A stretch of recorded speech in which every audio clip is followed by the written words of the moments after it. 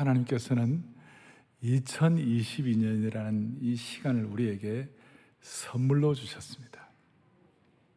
그리고 선물로 주신 이 하나님께 새해 첫 예배일이 와지 예배를 드릴 수 있다는 것 자체가 목이 메이고 감사한 일이에요. 목이 메일 정도로 감사한 일이에요. 하나님의 손이 도우시사 여러분 새초부터 새말까지 인도해 주시기를 바랍니다. 시편 20편 4절에 내 마음의 소원대로 허락하시고 너의 모든 계획을 이루어 주시기를 원하노라. 마음의 소원대로. 담임 목회자로서 저의 마음의 소원이 있다면 올해는 물이 바다 덮음같이 여호와의 영광을 인정하는 것이 우리 교회와 이 공동체, 특별히 4차 산업혁명 시대, 코로나 팬데믹 가운데서도, 메타버스 시대 가운데서도 여호와의 영광을 인정하는 것이 온 민족 위에 가득하기를 바라는 것입니다. 제가 살아오면서 제가 확인하는 거 하나가 있는데 그게 뭐냐면 어떤 가치 있는 일도 그냥 되는 게 없어요. 가치 있는 일은 반드시 누군가가 기대하고 소원하고 설레이고 기도하고 마음의 사명을 가지고 뭔가 이렇게 집중하니까 일이 이루어지는 것이지 그냥 가만히 있는데 되는 일은 없다는 것이에요. 그래서 빌립보서에 바울이 뭐라고 배웠냐? 빌립보서 2장에 같이 읽어볼까요? 너희 안에서 행하신 이는 하나님이시니 자기의 기쁘신 뜻을 위하여 소원을 두고 행하게 하신다. 아멘. 모든 일은 하나님의 백성들에게는 하나님이 마음에 소원을 주시는 것이에요. 이 소원이 내 개인의 어떤 망상이나 어떤 내 개인의 어떤 무슨 특별한 야심이나 욕망 이게 아니고 하나님이 주신 소원이 될 때는 하나님께서 그거 다 마음속에 두고 행하게 하시도록 집중하게 하시면 여러분 생애를 통하여 어떤 일이 일어나더라도 흔들림이 없는 집중력을 갖도록 만들어 주시는 것이에요. 그리고 시종일관 처음과 끝이 동일한 능력을 갖고 주님을 섬길 수 있는 거예요. 이게 뭐 영어가 되는지 모르겠습니다만 consistent power from beginning to the end. 처음과 끝이 동일하게 우리는 한결같이 하나님을 섬길 수 있기를 위해서는 하나님이 주시는 내 마음에 소원이 있어야 되는 것이에요. 사람의 욕심이 아니라 하나님이 주시는 소원. 그래서 제가 오늘 소원과 부흥과 회개는 같이 가는 거예요. 크리스찬들에게 있어서 소원과 부흥과 뭐 같이 간다고요? 회개가. 회개하라고 해서 회개가 되는 게 아니에요. 회개할 능력과 은혜가 있어야 회개를 하는 것이. 그게 소원이 되고 부흥과 회개가 같이 가는 거예요. 그래서 오늘 이 일이 제대로 신년 초부터 진행이 될 수 있도록 오늘 예수님께서 우리에게 주시는 중요한 말씀이 있어요. 그것이 오늘 여러분들이 읽었는데 누가복음 11장 29절 30절 읽었죠. 뭐라고 되어 있습니까? 무리가 모였을 때 예수께서 말씀하시되 이 세대는 악한 세대라 표적을 구하되 요나의 표적밖에는 보일 표적이 없다. 표적이라는 말이 나와 있어요. 오늘 저는 지금 비유를 통하여 우리 인생의 새판 짜기가 가능할까 이렇게 얘기하는데 오늘 비유 가운데 오늘 주님이 우리에게 표적을 주시는데 이 표적은 기적과 좀 더 달라요. 기적은 미라클이에요. 미라클은 일어난 사건이나 결과가 뭐 대단하다 이게 말할 수 있지만 표적은 미라클을 뛰어넘는 거예요. 그건 뭐냐면 표적은 일어난 결과보다 더 중요한 것은 그 표적 뒤에 감추어진 의미, 표적 뒤에 감추어진 하나님의 뜻, 표적 뒤에 감추어진 놀라운 영적인 교훈, 하나님의 심정을 깨닫도록 만들어주시는 거예요.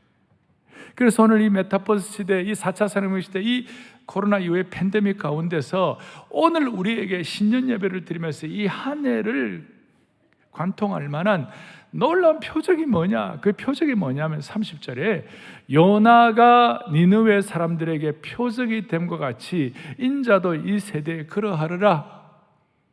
여러분과 제가 이 신년 예배를 맞이하여 우리의 마음에 소원하는 것이 있는데, 그것이 뭐냐? 하나님 아버지 적당히 살지 말게 하시고 하나님이 주시는 소원을 가지고 하나님의 심정을 깨닫고 하나님 뜻이 이루어져야 되는데, 그 표적이 뭐냐? 그것이 바로 요나의 표적이라는 것이.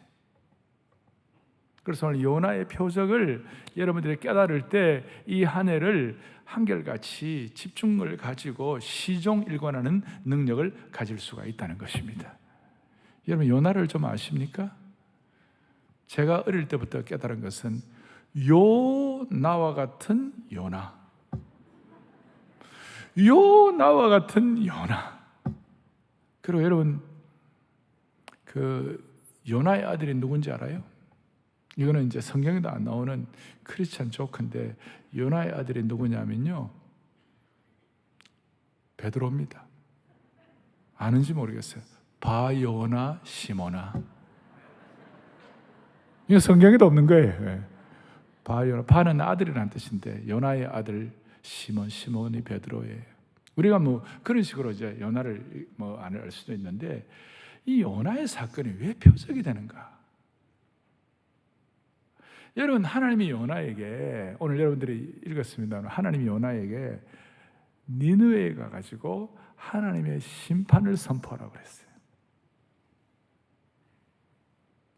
그런데 요나가 가기 싫었어요. 안 간다고 그러고 저항하고 다시 서라는 것이야. 완전히 니느웨라는 다른 방향으로, 저 지금 이라크 방향으로 가라고 그랬는데 스페인으로 가려고 그랬어요. 완전히 다른 방향. 그래가지고 요나가 이제 도망을 갔는데 하나님께서 요나를 추적하시고 큰 물고기 뱃속에 잡아넣었다가 정신 차리고 회개하고 이제 니느웨에 가가지고 회개를 선포하는 거예요. 회개를 선포했는데 결과가 뭐냐면요, 그 니느웨에 있는, 요나서 제일 마지막 4장 11절에 보면 이 큰 성읍 니느웨는 좌우를 분별하지 못하는 자가 몇 만이라고요?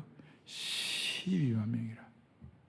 고대 근동사회에 이 좌우를 분별하지 못한다는 말은 아동들만, 7살 이하의, 7세 이하의 아동들만 12만이니까 대체적으로 5분의 1이 아동이니까 한 60만 명 정도 돼요. 그 60만 명 정도 되는, 뭐 어떤 학자들은 100만 명이라고 그래요. 60만인지 100만인지 큰 도시가 한꺼번에 집단 회심을 한 거예요. 한꺼번에. 여러분, 베드로가 복음을 전할 때 3,000명이 예수님 믿고 뭐 5,000명이 주님 앞에 들어오고, 빌리그레암 목사님이 선포를 하면 몇만 명이 주님 앞에 들어오고, 이런 거 있지만 역사에 전무후무한 역사가 있는데, 그것이 뭐냐?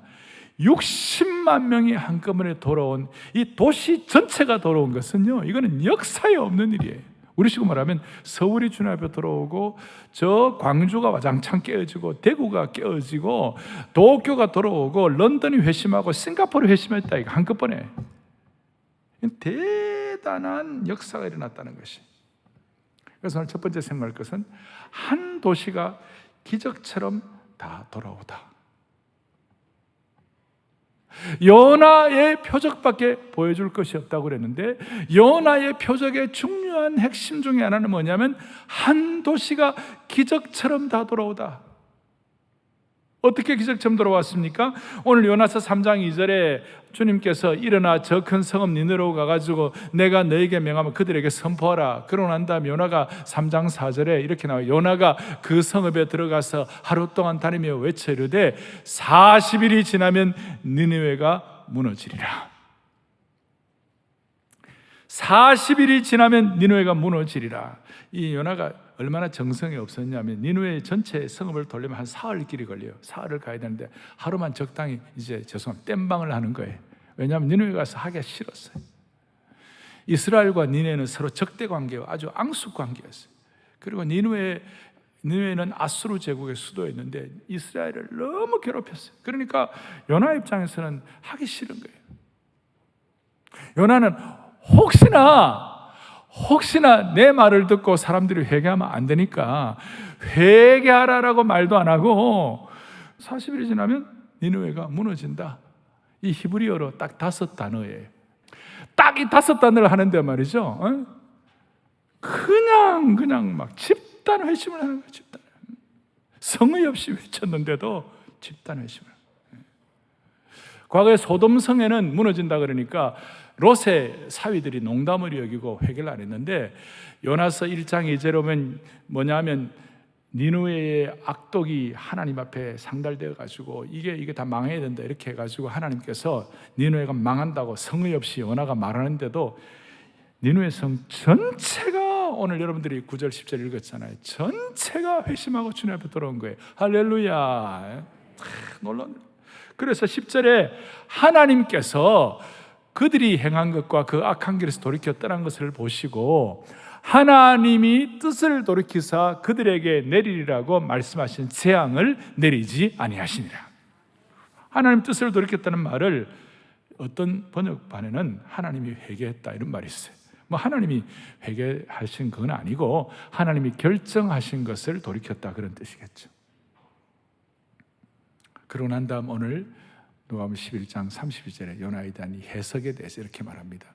심판 때에 니느웨 사람들이 들고 일어나고 이 세대 사람을 정죄하리니 이는 그들이 요나의 전도를 듣고 회개하였다. 하나님 뜻을 돌이켰다. 그리고 요나서 4장 11절에 그 말씀을 하시고 요나서 4장 11절에 급전직하로 딱 끝나고 12절이 없어요. 여러분 사도행전은 28장까지 있는데 사도행전 28장 하고 난 다음에 꽉 차고 난다. 보통은 마태마가 누가복음 뒤에는 공간이 좀 비었어요. 끝나고 난 다음에는요. 끝났다는 거예요. 그런데 사도행전은 끝이 안 났다. 그래갖고 사도행전 29장을 쓰십시다. 그래서 Acts 29 뭐 그런 얘기 많이 들어보셨죠, 그죠?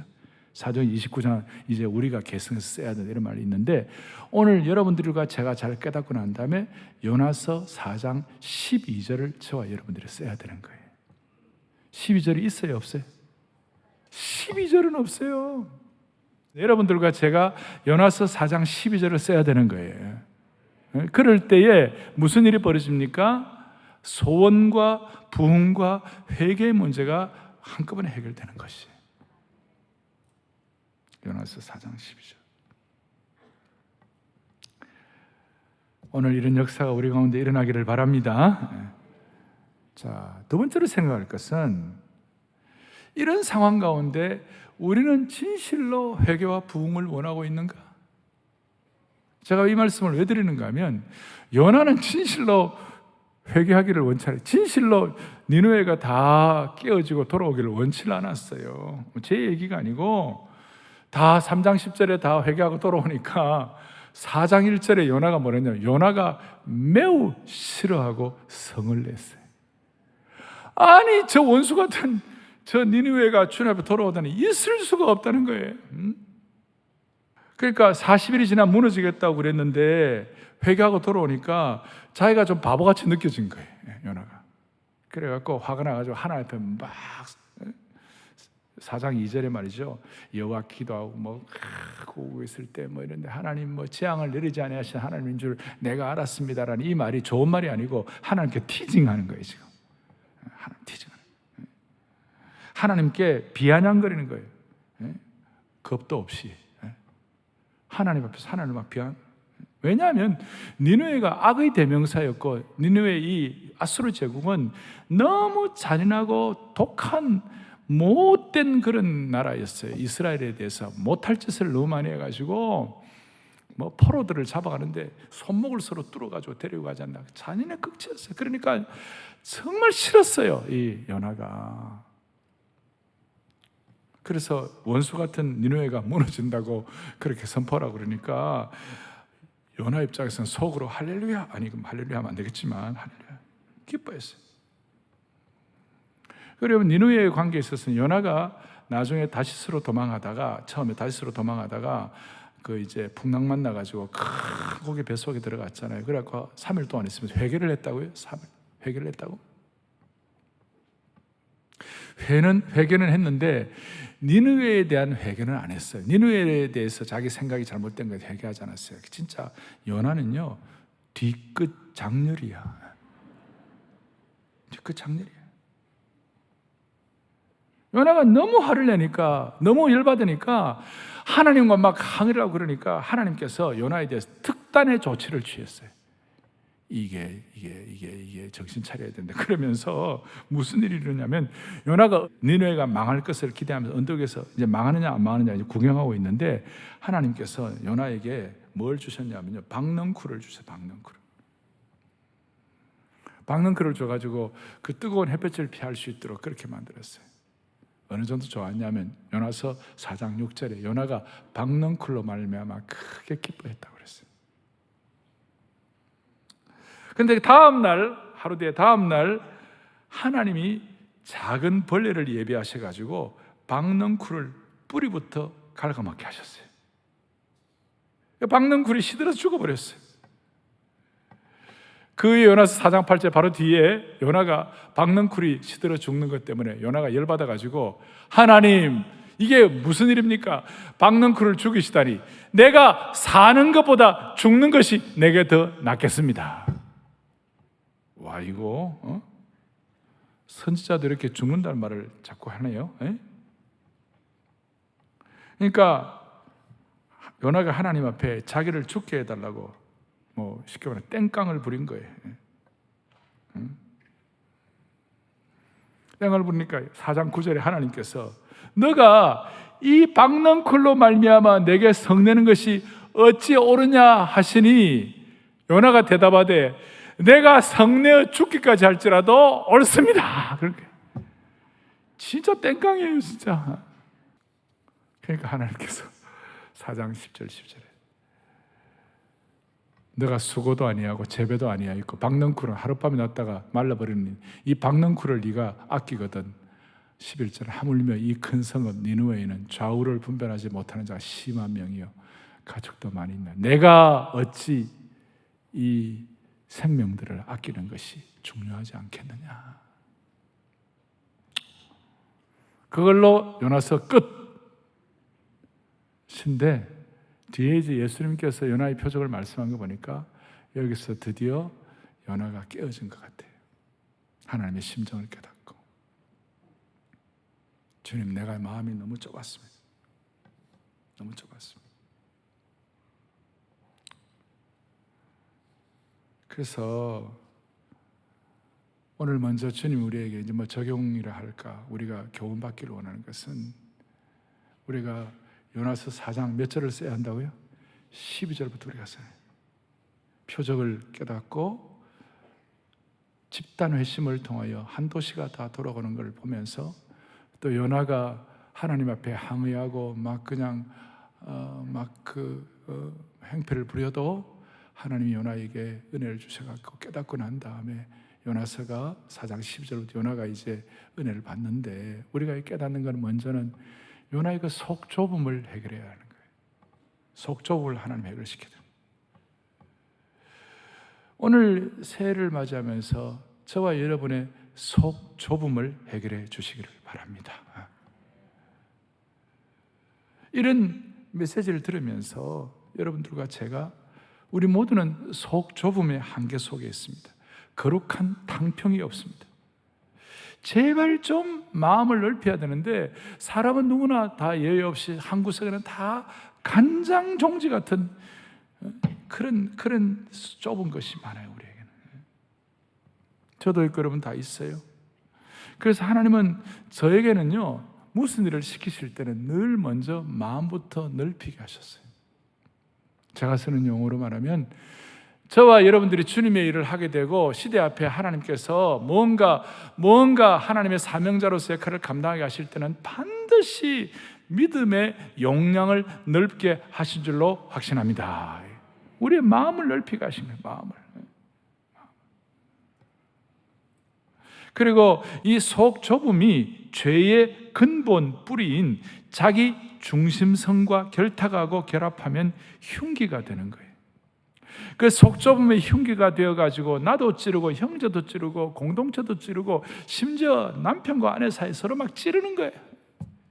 결혼하기 전에는 You are my sunshine, my only sunshine. You make me happy when skies are gray. 어느 남편이 어느 아내가, 저도 그런 생각, 우리 아내가 혹시 불을 타가지고 얼굴이 망가진다 하더라도 나는 이 아내와 살아야 되겠지. 우리 집 사람은 내가 두 다리를 못 쓰더라도 우리 남편을 섬겨야 되겠지. 이런 마음으로 결혼하지 않겠어요? 왜 가만히 계세요? 내가 물어봤어, 우리 사람한테. 나도 그런 마음으로 결혼했다고요. 그런데 어느 순간 10년, 20년이 지나가지고 할 말 못할 말 흉기로 찌르고, 그 다음에 30년 전에 있었던 얘기 또 갖고 나와가지고 또 얘기하고, 요나처럼 죽어도 좋다고 이혼하자 뭐 그래서 하고 말이에요. 이게 말이나 되느냐고. 이게 이 속 좁음이가 새해에 하나님의 소원, 하나님 주시는 소원, 하나님이 주시는 부흥, 하나님 주시는 회개가 우리에게 오려면요, 요나같이 그 하나님 앞에 좀 땡깡 부리는 게 좀 처리해야 돼. 그래서 오죽하면 바울은 고린도 교회를 향하여 너희도 제발 마음 좀 넓혀라. 마음 좀 넓혀라. 그리고 시편 기자는 이 마음이 넓어질 때 시편 119편에서 뭐라고 말씀하시는가? 주께서 내 마음을 넓히시면 내가 주의 계명들의 길로 달려가리이다. 뭐예요? 주님이 내 마음을 넓혀주시면 하나님의 소원의 길, 하나님의 부흥의 길, 하나님의 회개의 길로 달려가게 하실 줄로 확신합니다. 그래서 저는 이런 내용들을 정리하면서 우리가 좀 적용을 합시다. 두 가지를. 첫째는 뭐냐? 하나님은 절대로 하나님의 사명자, 하나님의 백성들을 포기하지 않으시는 것을 믿어야 되는 것이에요. 절대로. 오늘 요나를 좀 보십시오. 이거 우리가 먼저, 하나님은 하나님의 백성들, 하나님의 사명자, 하나님의 사람을 결코 뭐 하지 않으신다? 포기하지 않으신다. 요나를 보세요. 하나님 말씀 듣고 다시스로 도망갔어요. 배가 깨지게 됩니다. 물고기 속에서 죽을 고비를 견디는 거예요. 그리고 아까 말한 대로 물고기 속에 회개했지만 그 마음에 아직까지 뒤끝이 남아 있었어요. 그리고 박넝쿨 사건이 있고 이런 걸 다 이 가운데서 하나님은 끝까지 요나를 하시는데, 한번 물어보십시다. 요나가요, 그 시대의 사람들에 비해서, 평균 사람들에 비해서 더 잘생겼을까요? 뭐 저는 그렇게 생각하지 않아요. 아이돌들처럼 잘생겼다든지, 아니면 요나가 그 시대의 사람들보다 더 똑똑했을까요? 꼭 그런 것 같지도 않아요. 이유를 모르지만 하나님이 일방적으로 요나를 뽑으시고 요나를 사명자로 삼으시고 선지자로 삼으시고, 하나님께서 요나를 딱 세우시고 난 다음에는 요나가 헤매고 문제가 있고 요나가 이렇게 도망가고 이렇게 하더라도 하나님은 끝까지 그 사명자를 추적하고 포기하지 않으시는 하나님이심을 믿습니다. 하나님은 요나처럼 사명을 맡기신 자는 끝까지 추적하시는 거예요. 저는 여기서 제 마음이 녹는 거예요. 하나님은 저와 여러분을 끝까지 추적하시는 거예요. 끝까지 책임지시는 거예요. 끝까지 붙잡. 그러니까 오늘 여러분들이 이 예배에 나와가지고 새해에 신년 설교를 듣는 것 이 자체가 하나님이 여러분들을 포기하지 않으셨다는 것이에요. 이 자체가. 그래서 목이 메이는 거예요. 우리 오늘 찬양대 오케스트라 우리가 주신 은사에 따라서 하는 거고 평소처럼 늘 하는 것 같지만, 오늘 큰 그림으로 보면 여러분들이 이와 같이 주님을 섬기는 것 자체가 하나님이 여러분들을 포기하지 않으시는 것이에요. 오늘 본장에서 현장 예배 드리는 여러분들뿐만 아니라 지금 현장 예배보다도 훨씬 더 많은 분들이 온라인으로 드리는 거예요. 전 세계에서 방송으로 듣고 하는 모든 분들, 생중계 예배를 드리는 온라인으로 드리는 여러분들도 이 말씀 자체에 참여하는 것 자체가 하나님이 여러분들을 포기하지 않으시는 줄로 믿습니다. 베드로도 마찬가지예요. 예수님이 베드로를 제자로 선택하셨어요. 그 당시에 어부는 뭐 대단한 사람 아니에요. 특출한 사람 아니에요. 그런데 이유는 모르지만 주님께서 베드로를 사명자로 선택하시고 붙잡으셨어요. 그런데 베드로가 3년 동안 예수님 밑에서 배웠지만 나중에 예수님 배신 때리고 예수님 도망가고 비겁해가지고 십자가 앞에서는 다 뿔뿔이 흩어지고 도망가고 있잖아요. 죄 없는 스승을 모른다고 그러고 자기 목숨과 생명이 위협받을 때는 그 건지겠다고 주랭랑을 친 비겁한 사람이에요. 그 정도면 웬만하면 다 이거는 인간 말종이다, 안 된다고 포기할 거예요. 근데 예수님은 그렇게 하지 않으셨어요. 예수님은 베드로를 끝까지 사랑하시되 끝까지 사랑하셔가지고 마지막에 시몬아 네가 나를 사랑하느냐. 참 저는요 거기서 제가 너무 감사가 되는 게 뭐냐면 너 회개해야 돼. 어? 베드로 너 회개해야 돼. 너 그 한 짓이 뭐냐? 예수님이 절대 그런 말을 말씀하지 않으시고 너가 나를 사랑하느냐. 사랑을 다시 회복시켜 주신 거예요. 그러니까 베드로가 내가 주님을 사랑하는 줄 주님이 아시나이다. 목이 메는 거지. 여기 이제 중요한 거 있는 거예요. 보통 우리가 얘기하면 회개가 먼저 따라와야 부흥이 온다. 그 말 맞아요. 그러면 회개도요 미천 이사의 회개를 하는 거예요. 마음에 은혜가 없는데, 마음에 부흥의 능력이 없는데, 마음에 사명의 능력이 없는데, 하나님이 나를 끝까지 추적하시는 그 은혜가 내게 주어지지 않는데 우리가 어떻게 회개합니까? 저는 한국 부임회가 지난 거의 19년, 20년을 보니까요 수많은 사람들이 한국교회 회개해야 한다, 그 다음에 뭐 다 회개해야 한다, 회개를 19년, 20년 부르짖지만 아직까지 회개 못하고 있어요. 아직까지 해결이 안 되고 있어요. 회개는 회개하라고 말한다고 회개가 되는 것이 아니라 주님에 대한 사랑이 불붙어야 되고 사명이 확인돼야 되고 나를 끝까지 추적하시는 하나님의 그 사랑을 체험해야 회개가 되는 것이에요. 죄송합니다만 이거 정말 알란가 몰라 진짜. 여러분 이것이 왜 이렇게 중요한가 하면요 AD 4세기 중반에 똑같은 해에 태어난 두 사람이 있었어요. 하나는 펠라기우스라는 사람이 있고 미국 발음으로는 펠라지우스고 한국은 펠라기우스라고 그러고 어거스틴이 있었어요. 여러분 어거스틴 아십니까? 참회록 어거스틴과 펠라기우스의 대논쟁이 있어요. 이게 인간의 자유의지에 대한 논쟁이에요. 펠라기우스는 어릴 때부터 경건하게 자라가지고 잘했어요. 그래갖고 인간이 경건하게 자기 힘으로 열심히 해가지고 참 뭐 회개도 하고 잘하고 주님 섬길 수 있다 이렇게 얘기하는 거예요. 그런데 어거스틴은 자기가 그렇게 못 살았잖아요. 방탕도 하고. 그래서 어거스틴은 뭐냐면 자기는 회개도 자기 힘으로 못한다. 하나님이 은혜 주셔야 회개한다고 생각한 거예요. 여러분은 펠라기우스의 입장입니까? 아니면 어거스틴의 입장입니까? 사랑의 교회 신학적으로 수준이 높습니다. 우리는 어거스틴의 입장이에요. 회개도요 은혜 받아야 회개하는 것이에요. 회개도 부흥을 체험해야 회개하는 것이에요. 회개도 하나님의 추적하시는 그 사명을 느껴야 회개하는 것이에요. 회개도 하나님의 심정을 깨달아야 회개하는 것이에요.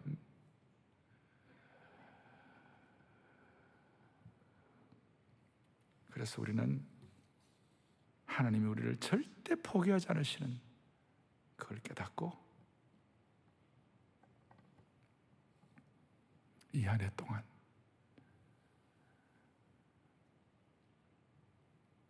속 좁음을 늘 고민하면서 사명자로 살아갈 수 있도록 하나님의 소원과 부흥과 회개가 뭉뚱그려진 집합된 그런 은혜를 누릴 수 있도록 한 번 축복해 주시기를 바랍니다.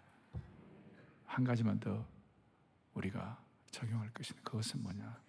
오늘도 여전히 하나님의 능력은 살아있는 것입니다. 오늘도 여전히 하나님의 능력은 제한받지 않으시는 것입니다. 요나는 하나님의 말씀을 순종할 때 처음에는 반쪽 순종만 했습니다. 회개할 때도 반쪽만 하고 그 다음에 그 니느웨에 가가지고 이 심판을 선포하라고 할 때 성의 없이 망한다만 했습니다. 그런데도 불구하고 하나님은 그에게 속 좁은 사람을 포기하지 않으시고 큰 물고기를 준비하시고 박넝쿨을 준비하시고, 그 다음 뜨거운 동풍을 준비하시고, 뜨거운 동풍을 준비하다 말려버려. 또 작은 벌레를 준비하셔가지고, 하나님이 참 우리 하나님 굉장히 유머러스하세요.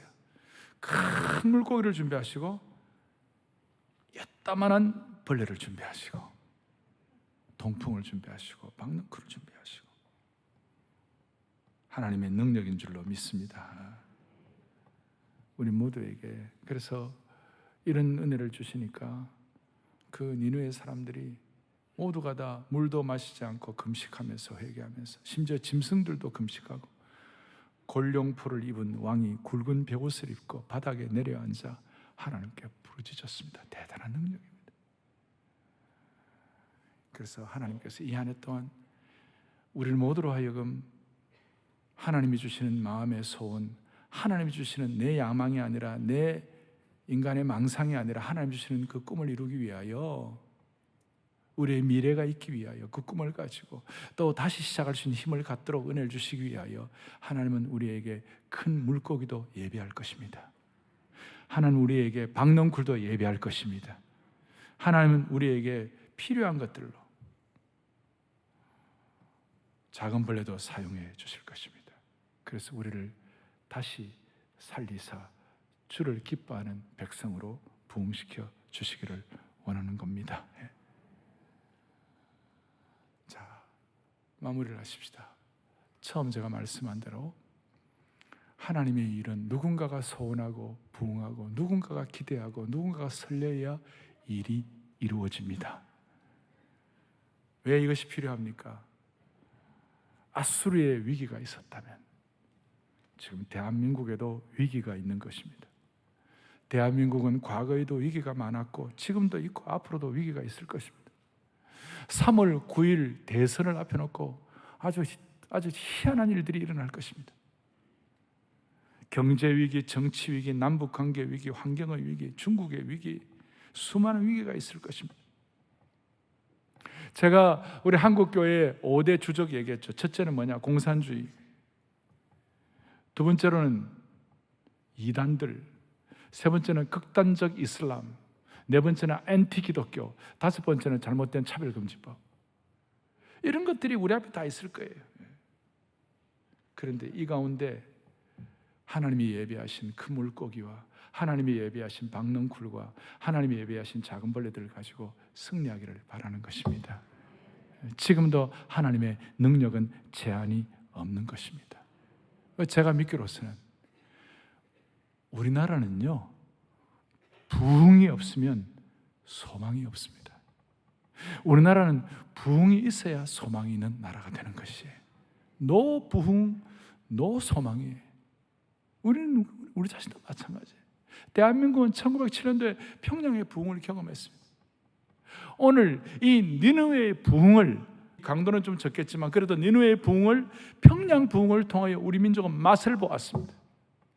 이제 2022년도가 니느웨의 부흥, 평양 부흥, 서울 부흥으로 이어져야만 하는 것이에요. 2022년도는 서울 부흥의 원년이 되어야 하는 것이에요. 지금 20세기 중반, 후반, 21세기 초에 걸쳐서 로잔 부흥이라고 그래서 로잔 언약이라고, 로잔 카비넌트라고 그래갖고 74년도에 빌리그레함 목사님과 함께 세계 복음주의권이 아주 건강하게 균형을 이루어가지고 로잔이 시작되었어요. 이제 2024년이 만 50주년이 되는 겁니다. 하나님이 허락하시면 니느웨의 부흥, 평양 부흥, 로잔의 부흥, 로잔의 언약들이 2024년도에 서울 부흥으로 연결되기를 바라는 것입니다. 그래서 여러분들이 마음의 소원을 가지고 이제 마음에 다 하나 생각할 것은 뭐냐면, 하나님께서 이런 일을 일으키실 때 요나가 엉터리였고 문제는 많았지만 한 가지 요나 강점이 있었어요. 그게 뭐냐면 하나님이 하시는 것에 대한 영적인 센스가 있었어요. 무슨 말이냐면 그가 하나님의 명령을 듣고 니느웨로 가지 아니하고 다시스로 명령을 어기고 도망갔을 때, 다시스로 도망갈 때 무슨 일이 일어났습니까? 큰 폭풍이 일어나가지고 배에 그냥 막 다 죽게 됐어요. 그랬을 때 웬만하면 이거 자연현상이구나 이런 생각했는데 요나 입장에서는 자연현상이 아니고 하나님이 나를 깨우치고 나를 정신 차리게 하시는 거구나 라는 영적인 센스가 있었어요. 그 요나가 가진 그 강점이에요. 올 한 해 동안 많은 일이 일어날 겁니다. 그런데 우리가 요나처럼 부족한 거 있지만 그래도 우리가 마음에 소원을 해야 돼요. 무슨 소원이냐? 내 주위에 일어나는 많은 일들이 나에게 있어서 영적으로 깨우치는 영적인 센스를 허락해 주십시오. 센스를 허락해 주십시오. 여러분 지금 어디 계시느냐고? 다시스로 도망가고 있느냐고 지금. 니느웨로 가라고 다시스 도망가고 있느냐? 아니면 큰 물고기 뱃속에서 지금 기도하고 있는 거냐고? 아니면 니느웨에 있습니까? 아니면 언덕 위에 앉아서 하나님의 심판을 구경하는 자리에 있습니까? 박넝쿨 밑에 있으면서 그늘에 앉아가지고 불평불만하고 있는지 어디에 계시는지 우리 모두는 우리가 있어야 할 자리는 요나의 표적을 하나님의 심정을 깨닫고 요나서 4장 12절을 써야 하는 그 자리에 있어야 한다고 믿습니다. 할렐루야. 부흥의 불길 타오르게 하소서. 진리의 말씀이 땅 새롭게 하소서. 은혜의 강물 흐르게 하옵소서. 사명자는 하나님이 절대로 끝까지 추적하시고 그리고 하나님의 능력은 지금도 제한이 없다고 믿고 대한민국의 찬송가 이상으로 불려지는 좋은 하나님 주신 곡 부흥이라는 찬송의 후렴을 같이 하면서 마무리합시다. 부흥의 불길 타오르게 하소서. 부흥의 불길 타오르게 진리의 말씀 이 땅 새롭게 하소서. 은혜의 강물 흐르게 하소서. 성령의 바람 이제 두 손을 펼치고 주의 영광 주의 영광 가득 새날 주소서. 새날 주소서. 오 주님 나라 주님 나라 이 땅에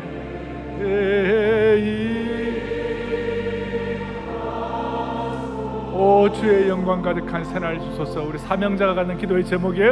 오 주의 영광 가득한 새날 주소서. 새날 주소서. 오 주님 나라 오 주님 나라